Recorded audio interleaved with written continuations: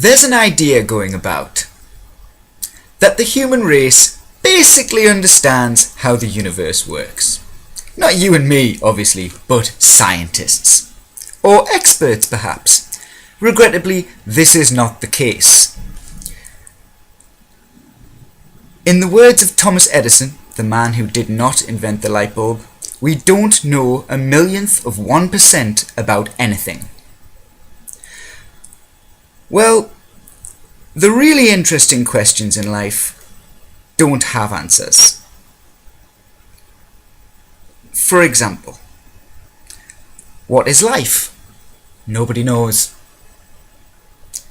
What is light? Again, nobody knows. Or love, or laughter. It's a very well kept secret, which they don't teach you in school, that nobody has the faintest notion what gravity is. Or consciousness, or electricity, or viruses. We don't know why there is something and not nothing. We don't know either how or why the universe began. Worse, 96% of the universe appears to be missing. The world is not solid, it is made of empty space and energy. But then nobody knows what energy is, and we're beginning to suspect that there's no such thing as emptiness. One of the many things we don't understand is, what is interestingness?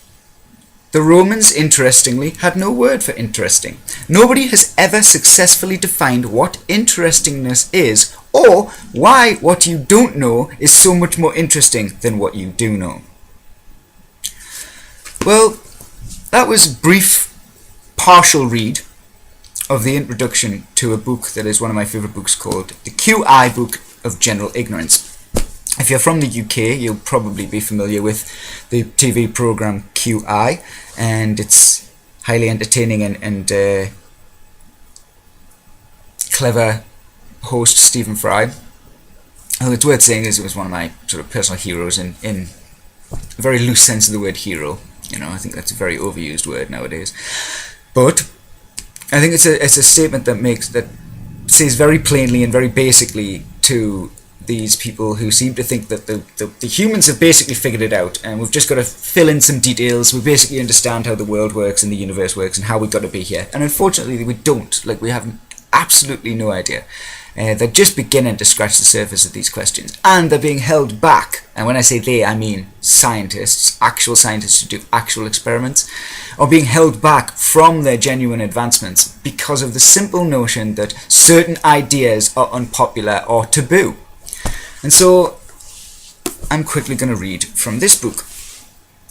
Now, some of you may have been told that Dr. Rupert Sheldrake is a fraud and that he you know, blah blah blah. I often see people on comment sections write, "Show me one thing that he has proven," and it's laughable because he's performed multiple experiments, and in nearly all of his experiments has you know, proven that the materialistic way of looking at the universe, which science promotes, is an incomplete picture. It's as simple as that. He's a scientist, he loves science, he loves knowledge, but he's aware of the fact that there have become certain taboos have arisen, where you just, like, certain ideas are certain are not to be challenged no matter what, and they are no less dogmatic than church members, you know, people of religion who say, well, it's in my book that it says this, and so it has to be right. That's basically what scientists do, because what he did was, in this book, which in Britain, this is once again Britain and America, separation point, in Britain it's called The Science Delusion, and in America it's called Science Set Free. I think they didn't want to go for quite such a full-on, bang, in-your-face title as The Science Delusion. And in this Science Delusion, he runs through the 10 scientific dogmas, which he even says one of the dogmas was something that he genuinely believed was true, and he hoped that that would be the one thing in his list that would prove to remain true. It wasn't actually just dogmatic. But it turns out that was just, when he did his research, that was just as dogmatic as everything else.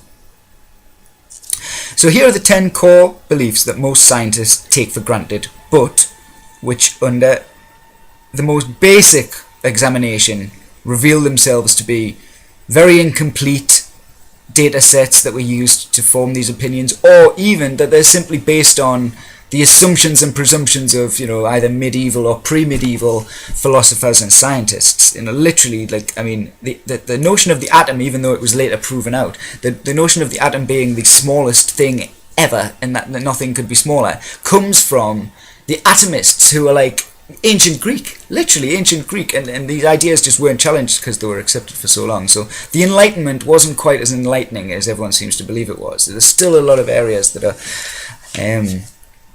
need work. So anyway, the 10 scientific core beliefs that are essentially dogmas. Everything is essentially mechanical. Dogs, for example, are complex mechanisms rather than living organisms with the goals of their own. Even people are machines, lumbering robots in the words of Richard Dawkins. Vivid phrase.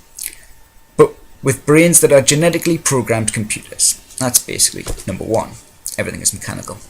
Number 2, all matter is unconscious. It has no inner life, no subjectivity or point of view. Even human consciousness is an illusion produced by the material activities of the brain. See, there's a classic one. I'll just to pass slight comment at this point to say that if you are one of those people who is a materialist who believes that science as we know it has proven that things like psychic interaction are not possible, just not possible. Therefore, all examples showing that must be either fraud or grave error in the scientific method used to get those results. Whereas those same people believe in consciousness, and they don't realize that materialism basically means that consciousness is an illusion and free will is an illusion.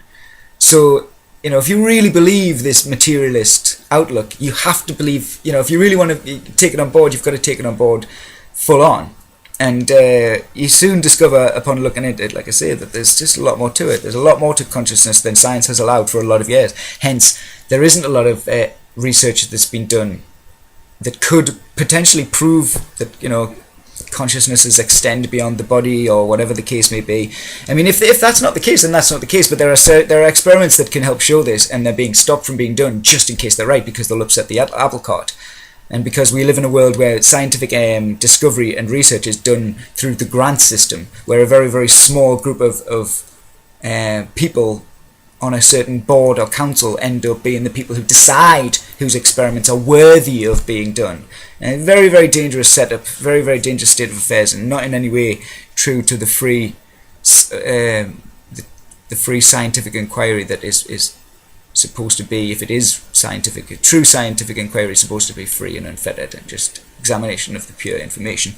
Ask questions, test those questions with experiments, basically. 3. The total amount of energy is always the same with the exception of the Big Bang, when all matter and energy in the universe suddenly appeared. Number 4, the laws of nature are fixed. They are the same today as they were at the beginning, and they will stay the same forever. Number 5, nature is purposeless and evolution has no goal or direction. Number 6, all biological inheritances are material, carried through the genetic material, DNA, and in other material structures.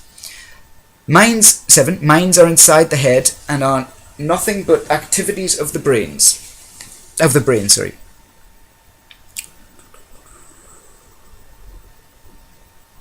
When you look at a tree, the image of the tree is in your brain, not out there where you're seeing it, where it appears to be. 8, memories are stored as material traces in the brain and are wiped out at death. 9, unexplained phenomena like telepathy are illusory, meaning illusions, not fake. And number 10, mechanistic medicine is the only kind that really works. And as I say, I encourage you to read the book, or even watch, Rupert Sheldrake has done quite a few lectures that are on the internet. Nice hour-long, hour-half lectures where he talks about this, and he'll sort of pull a couple of the dogmas out and talk about them a little bit. But even if you watch all them, I'd still recommend reading the book. It's a really good book. And anyone who thinks, oh well, he's obviously not, it's very scientific. Unlike Richard Dawkins, he has made a career out of being an experimental scientist. He has made a career out of performing experiments. Dawkins never has. Dawkins is not an experimental scientist. All he is he's kind of like the curator in the library of science. That's what he is. He's someone who has written and theorized, but he's performed no actual scientific tests. Now, don't get us wrong, I'm not saying that therefore we shouldn't value the scientific contribution that Dawkins has made. He's made a lot of good good points. He's but unfortunately, he is dogmatic about the fact that there just cannot be a God ever. No, there is no creator. And I'm not saying that there definitely is a creator or anything like that, but I'm open to the possibility that I'm wrong, even when I believe something. And I find that people who aren't, especially when it's something like this, where there's like, when you actually get down to it, they will say to you or suggest to you that it's just been proven. It's been proven by now that God doesn't exist because of science. Well, when you get down to it, you find that there is no such proof. There is no such extensive volumes of information that, and when I say God, I'm not talking about proving that there is or isn't a God. I mean this, just the notion that the reason they don't like, people like Dawkins don't like the idea of, the mind extending beyond the brain, for example, things like telepathy being possible, is because that it opens the door for God. It's the same as if you know your science, you'll know about steady state theory. Before Hawkins came along and proved the Big Bang, or came up with a theory which was later proved that the Big Bang happened, the most popular theory in physics, or in the high physics levels, was steady state, that the universe had just always been there and would always be there, and was like not moving, or wasn't moving very much, or was moving right in a nice rhythm which it had always moved in. These things become so entrenched, and the reason it became so entrenched was because that completely closed the door on God. And all the scientists wanted to close, well, not all, but a lot of scientists wanted to close the door on God. They wanted to be rid of this horrible, pesky, fictional character that everyone kept talking about. And once again, this is because they've completely denied certain aspects of human existence, like by thinking that the consciousness is an illusion, free will is an illusion. You essentially just reduce yourself to a robot, and then, what's the point? It's reductionist. It takes you down to a level where it ignores or denies aspects of human existence that almost every human being would argue are there, like the spirit or the soul. Even if you don't believe in God, even if you're an atheist, most atheists will still acknowledge there's some kind of spirit or soul that goes beyond, not necessarily this world into another world, but that just simply brain motion doesn't quite cover it. Simply what's going on in our brains, and the various things they can observe when they scan your brain, CAT scan or MRI scan or something, which they do a lot of, to see what parts of the brain light up. They're getting less and less information, and they keep thinking, this is going to be the answer to everything, and it's not. There's it's more, every question, it's one of those situations where every question brings up 20 other questions. Every answer brings up 20 other questions, kind of thing. Anyway, that was just that. Now, the final thing I want to touch on, and what I'm doing basically here is, this is a little introduction. This is my first video. I decided it was time to stop arguing with idiots on YouTube about how they're wrong about something, and actually just make my own videos, be part of the alternative media myself, kind of thing. And so I'm going to throw something on you right now that a lot of people, I presume most people watching this video won't really be aware of what how important this is, what kind of a major aspect this is. And if you choose not to think it's worth of value, then you choose not to. I can't force anything upon you. But anyone who knows anything about world history, and I don't mean is a student of history and knows about the world wars and so on. I mean really knows about world history, knows about places like Machu Picchu, has studied the architecture of the pyramids and certain other incredible mega structures around from the ancient world. And it's pretty much undeniable. Now, I acknowledge that what form it took is not necessarily knowable right now. It takes options. You have to go, well, no, this, or this is the most likely option, rather than this one thing is the most likely option. But the point is that there is undeniably ancient civilizations that had more knowledge about certain things than we do. Right? It's pretty much well established. I mean, some people will still tell you that they can't replicate the pyramids in the same time frame. In the time it took them to build the pyramids in the ancient past, whenever it was, thousands of years ago, they couldn't do it with all the modern technology we've got. They couldn't do it in the same amount of time. I've heard a lot of people say. I've also heard certain people say that recently someone figured it out, and it could be now because they figured out pretty much how they did it or whatever. But this is just you've got evidence on both sides and so on. But the point is that you look at the stones in Machu Picchu. You go to get some footage of Machu Picchu, which is up in the Andes, South America, a really beautiful city at the top of these mountains, and you see some of the fucking huge stones, and I'm talking about 20-ton stones. 20-ton stones that we as a civilization with our technology and our cranes and all that jazz would have trouble moving them now ourselves, anywhere, moving them from A to B, wherever the feck A to B might be. But these aren't just from A to B, these are at the top of a really high mountain chain. They are right up there. Even if they cut the stones local, how they got them, because you're talking about really, really, really severe, high up area. It's completely beyond. We would have massive trouble doing that nowadays with any amount of time. Take your time, take as long as you need kind of scenario. It would still be a troublesome task, and it would still probably, be an incredibly dangerous task. And the point is that there is information that is, been passed down in various forms through the years, and it gets called occult, quite rightly, because occult simply means hidden. Occult information is simply hidden information. Occult teachings are simply hidden teachings, restricted and not allowed into the public domain. Now, why were they hidden? Why were they restricted? Now, the modern mind thinks instantly, there are bad guys, or people doing bad things often don't want it known about, so therefore, the Masons and these Knights of Sion, or whatever it is, the various organizations and brotherhoods, and you hear the Knights Templars name tossed about a lot.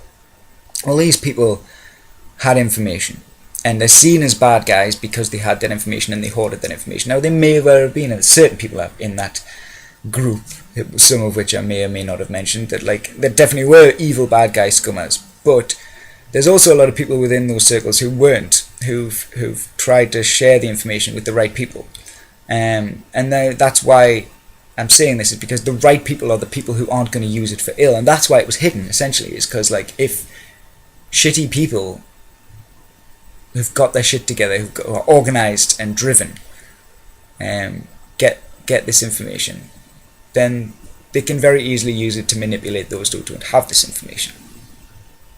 Which is basically where we are now. You keep wondering, I'm sure you do, like I did, keep wondering, looking out the window, and how the fuck did we get here? How the fuck did we get here? It's sometimes you think to yourself, well, the leaders must just be stupid. That's how we got here. And then you suddenly realise, well, it can't be that stupid. They wouldn't be able to run the fucking thing unless they were relatively smart. So how come smart people can be stupid? Well, it's because they're not being stupid.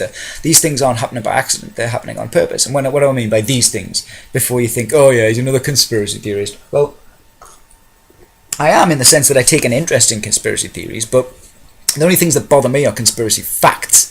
When I've seen enough facts about a situation to know that this, in a court of law, would be seen as too many coincidences to be coincidence, which in a court of law is 5. If you have 5 pieces of evidence that are coincidental or circumstantial, that's enough, and it ceases to be circumstantial and coincidental. And so I am a partial student. I say partial student because it's not like a study under him or anything, but I'm using the teachings of Mark Passio, who is in turn using the teachings of others. He says himself he's not giving any information out that he's figured out for himself, or that is his information or his brand new information. He's just reeling old information, which was what I intend to do. And so, yeah, the information I'm talking about is called the hemetic principle. And it's a very, very basic, simple structure, and it makes so much sense when you think about it.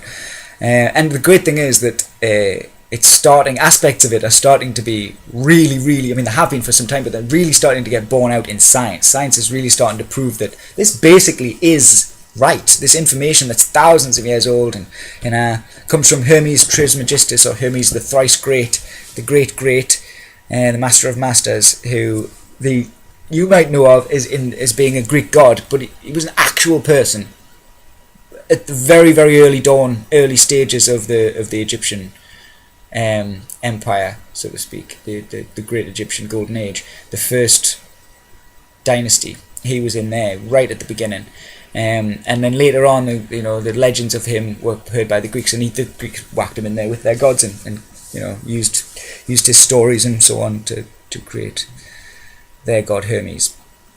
But it appears that he was an actual person. There's too much info on him from too far back, it looks like. Anyway, it doesn't really matter. It doesn't matter, even if he wasn't. Whoever wrote the character essentially was him. It's like if someone faked the Bible, it's like, yeah, well, if the person who faked, if it isn't, if there was no connection to any spiritual being between them, then there's some stuff in there, there's some predictions that are coming true, and you think, oh, whoever it was, if it wasn't God, whoever it was had something going for them, This is the point. You just, you think about things from both perspectives and never get completely carried away that you're right. Even if you believe you're right, just, reserve that little fraction of I might be wrong. So always pay attention to the information that seems to contradict what I believe. Okay, now these are the 7 hemetic principles. The principle of mentalism. All is mind. The universe is, the science is really starting to prove this out, in the sense that there are certain fringe sciences which are starting to get into just the potency and power of consciousness. Like I say, it's starting only now because of the fact that it was bummed into this materialist box of just being an illusion. It's only starting now to get the attention it deserves. Anyway, next one. So, the principle of mentalism, all is mind, number 1. Number 2, the principle of correspondence. That which is above is similar or like that which is below. That which is below is similar or like to that which is above. On a very basic level, that's the reason that the atom, has the same basic shape as the solar system, which has the same basic shape as the galaxy.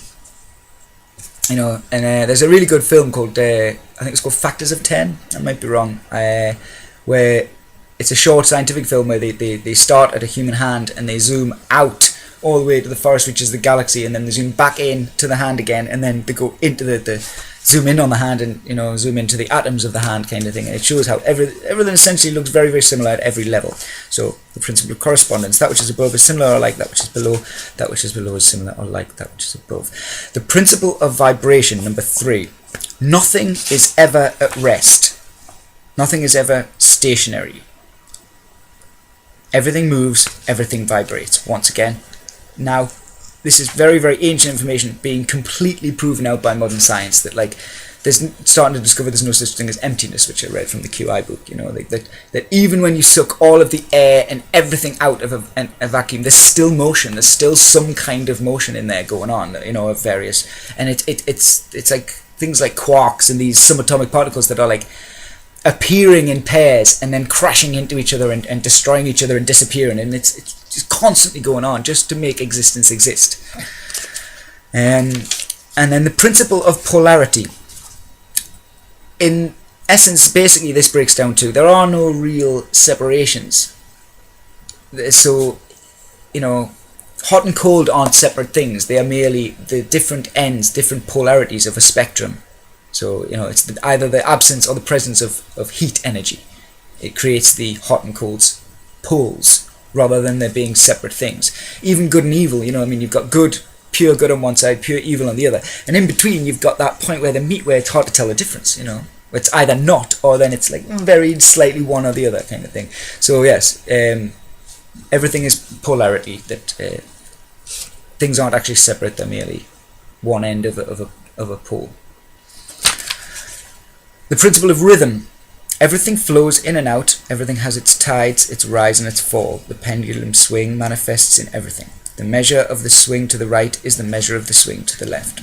Now, what this doesn't mean is, oh, well, you know, some bad stuff happened over there and therefore, you know, some good stuff will happen over here. It's not quite as simple as that. It's about the notion that sometimes things will move with you. You'll work with whatever you're doing will be with the direction everything's going anyway, and that'd be great for you. And other times it'll be not the direction that everyone else is going, it'll be coming against you, and you need to push harder, you need to work harder if you want to get what you want in that scenario.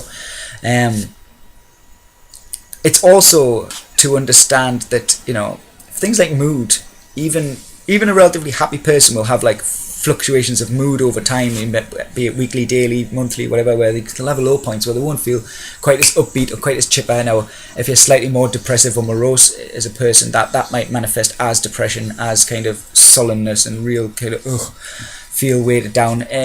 But some people, it isn't. It just manifests as not quite being as happy or not quite being as chipper as you normally are. But when you combine the two, when you think about the principle of rhythm and the principle of polarity, you realize that, like, when the pendulum is swinging against you and then the mood is coming the wrong way and you're feeling grubby or bad, that by sort of simple things like concentrating on your breathing are an immensely powerful tool that, like, most people in the West don't know about. You know, like, just it really is just taking the time to take 3 or 4 deep breaths 3 or 4 times a day. So 3 or 4 times in a day, like.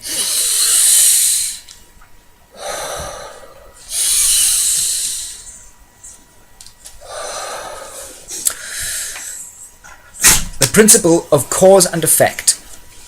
Every cause has its effect, every effect has its cause. Chance is but the name for a law we do not recognize, or have not recognized. There are many planes of causation, but nothing escapes the law. Well, everyone understands the basic principle of cause and effect, and that's a good thing about Dr. Rupert Sheldrake. He's done a lot of work to prove that there is like a morphic field that connects all of the species of one particular animal, and I believe, as he does, I think that is more than just a knowledge, a learning field, which he initially was what his evidence showed, that, like, basically if you teach rats to do a new trick that no rats have ever done before in England, and then after that experiment you go and perform the same experiment in Australia, the rats in Australia will pick up from where the rats in England left off in terms of how quickly they learn it, which they shouldn't do. If the materialist world, they should learn it pretty much the same rate, because they're the same kind of rat, but just, you know, they didn't know it and then they get taught it, and it should take the same amount of time. But it doesn't. It takes them less time. And then if you get some people after that experiment's done, if you get some people in Russia, you know, to do an experiment, the Russian rats pick up from where the Australian rats left off, and there's evidence to suggest there's a similar kind of effect with us, which is essentially why karma exists. You know, I mean, you may not believe in it, but I've seen it happen, and I've also discovered that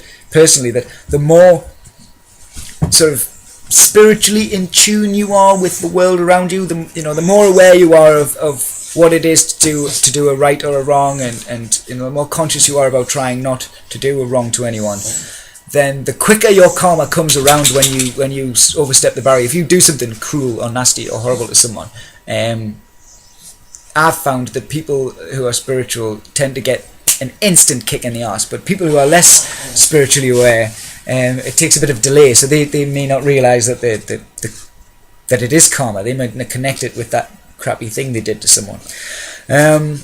But anyway, you know, I don't want to get too much into karma, because there'll be a lot of people going, oh yeah, whatever, hippie bullshit. Whereas there's a lot of evidence for these things if you actually care to look. You know, science would be so much more interesting if genuinely was free. Okay, so yeah, cause and effect. Also, the other thing that needs to be said about cause and effect is the plane of cause and the causality of the plane of effects. Nothing that is done on the plane of effects can ever change anything on the plane of effects. So that's why, like, any problem that government creates, it cannot solve. It's not possible for it to solve the problems it creates. And more than that, it's not possible for any other organisation or body to solve that problem, because that's all part of the plane of effects. That's the plane of what has come to be, that which is, as Mark Passio says. Only the plane of causality, or the plane of mind, everything is mental, can change anything. If you want to change something in the world around you, you have to change how you think about it, and in order to be able to manifest those changes in your thoughts into reality. So yes, the paradigm that creates a problem can never solve it, in the words of Chris Duane, someone else I have a bit of respect for, but not quite as much as Mark. He's the daddy-o as far as I'm concerned. Hello Mark, if you're watching this, much respect. Right, the principle of gender. Now this, although it does include the basic concept of gender, male, female, in the sense of male, man, woman, and the sexes, but it also is referring to two main things: the principle of right and left, or male and female brain function, i.e. that the left side of the brain is the analytical, mathematical, logical side, and the right side of the brain is the nurturing, creative side. And the sacred masculine is the notion of right action, of taking right action, and based on the facts and so on. And then there's the sacred feminine, which is the notion of pure care, pure creativity and care and love. And the idea is to use those aspects of your brain in conjunction with each other. So you use the logical side to figure out what, if there's any bullshit. You don't want to be naive. You want to figure out if there's any bullshit going on in a certain set of circumstances. But then the creative side, you might not have all the information. You can't just go on what the facts are. You need to use your imagination somewhat and help and open your mind to the various possibilities, and at least contemplate them. I mean, I can't remember who the quote is, but it's a brilliant quote that it's the measure of an intelligent mind to see if you can hold a concept that you don't fully agree with in your brain, to contemplate it, and it might be true, it might not. I'm just going to think about it. Well, let's think about it from the perspective of, if it were true, what would that mean, and go over it. And you haven't necessarily fully committed to believing in it, you're just thinking about it.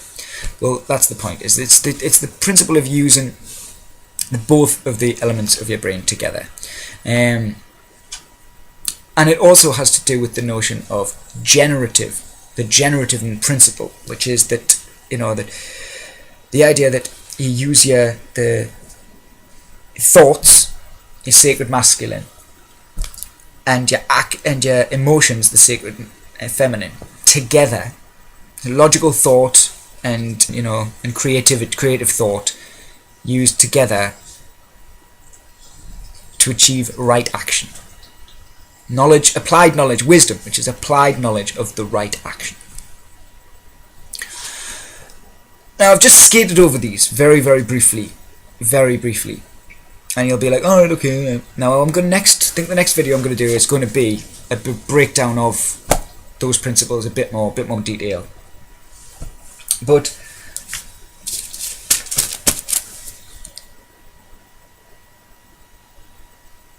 something I found in an experience I had is that there's those principles, the hemetic principle, when applied to an action event, when applied to an actual set of ongoing circumstances, can manifest in what I call the spiral of 7.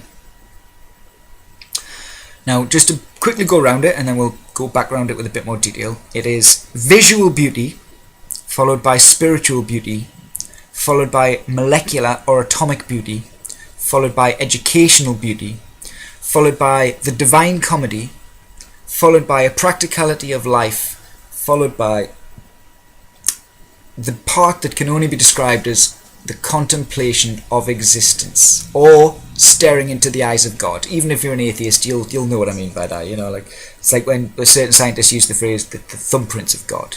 kind of thing. They're not necessarily saying that they believe there is a God. They're just talking about the thumbprints of the building blocks, whatever they may be, kind of thing. And for example, take a flower.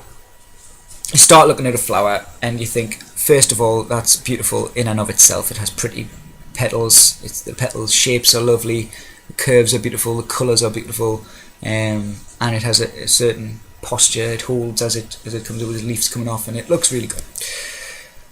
The next thing you would think, the next thought, or not necessarily you have to have this thought after that. It's not how it works. But what that leads to, essentially, even if it's briefly, is contemplation of the deeper spiritual meaning of the flower's position in the world, that it's there for our visual beauty, but it also, you might see a bee getting pollen from it, and therefore that's like, it's interacting with the world, it's feeding a bee, but also using the bee to pollinate, and it has a place, even though it's just a little flower, might go its whole life without being looked at by a human, but it has its place.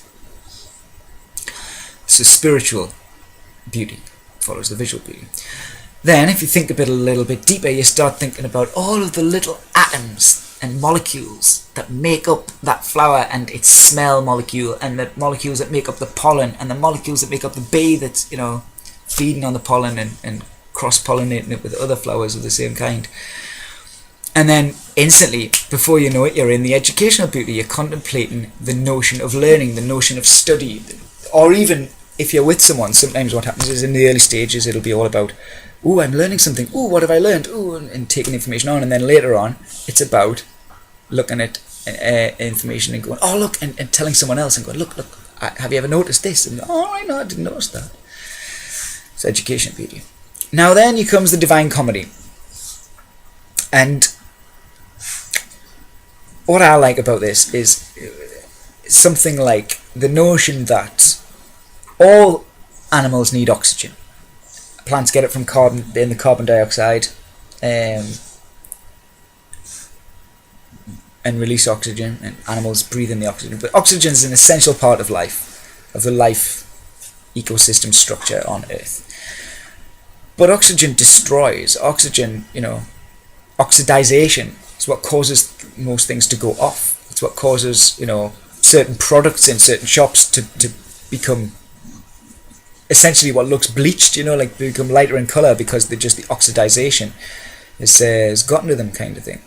And so it's that contradiction. I mean, I think Parkinson's is smokers are more likely to not get Parkinson's because it's oxygen to the brain is what causes, because it's oxygen 6 is one of the most deadly free radicals. If you don't know what free radicals are, they're the things that we take in through eating, drinking and smoking that are bad for our body are called free radicals. And antioxidants, things like cups of tea have got antioxidants in, and blueberries have got antioxidants in, so that means they're good for fighting things that are bad for you,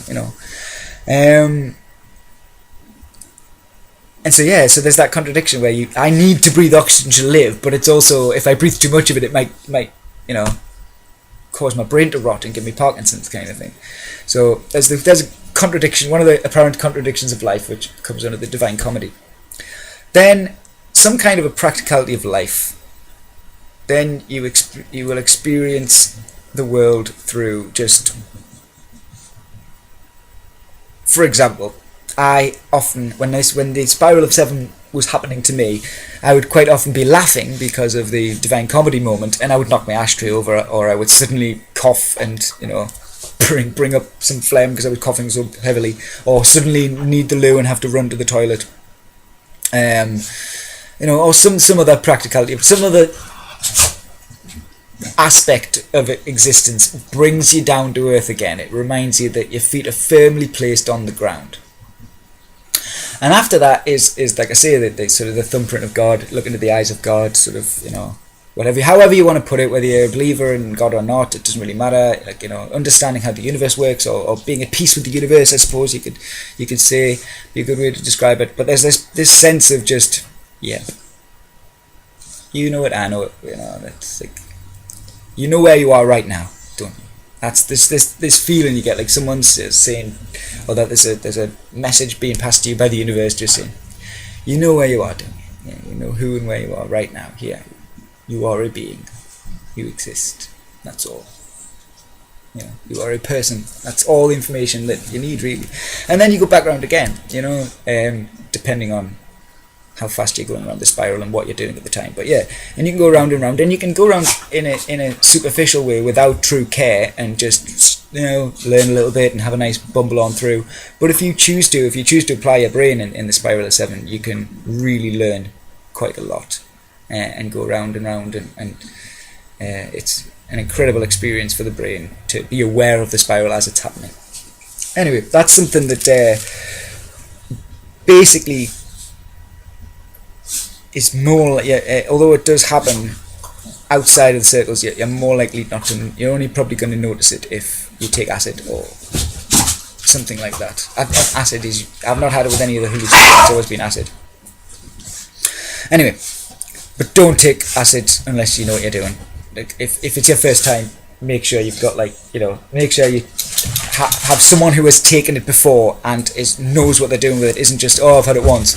Knows how the drug works, knows what the things to do if someone starts to have an uncomfortable time. Because you can actually you can stop a bad trip being a bad trip if you've got the right person around. If you know someone who can just calm you down and relax you and make it just.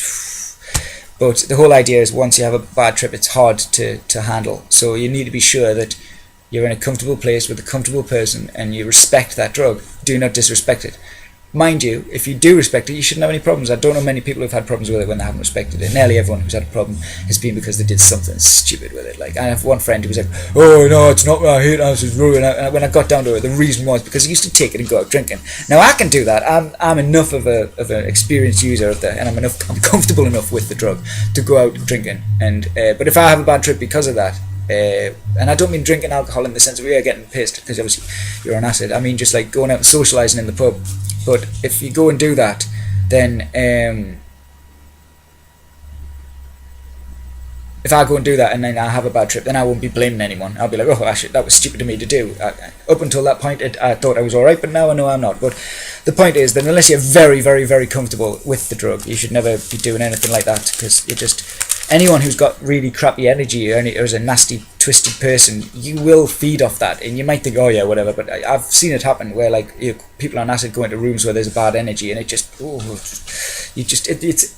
you zone in on people's energy and like their mood, if you want to say, like very, very quickly, and what their kind of, what their intentions are. It's like, when you get a gut feeling about someone, you just think, I don't trust you.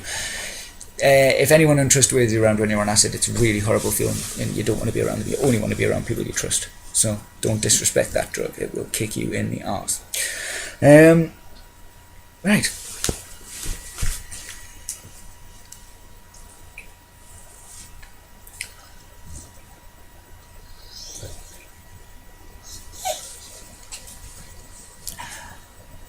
And on that note, I'm going to end with a poem of mine called The Acid Poem. And it goes like this. Who made you the editor of Mother Nature, motherfucker? Who made you a higher power than the God that made us all? Your dictate of legal doctrine matters not to our brethren, nor to any more with souls. For these chemicals of nature bring us light and insights true, of the kind that help the mind to find its peace divine. In worlds of motion, torn apart, taken, processed, stamped and sealed, mechanized manifestations of their hatred and their greed, spread like cancer over nature, and the monster sees itself, draining life from all the sources, twitching still the beast relents. In self-denial of simple truth, the man-machine will bend and break, our backs and will with no emotion, telling us that a toxic state of any kind is simply evil, leading our good souls astray, and any insight, realization, or brief moment of clarity that may be found therein is made of falsehoods and lies that we must hate. As they purvey their propaganda, God is lied to, deceived, and betrayed. In case you didn't guess, that was a poem directed towards any government authority that thinks they've got the right to tell me or anyone else what I can and can't put in my body. Anyway, that is video 1 from me, Celt the Slinky Vagabond, and I will be making more.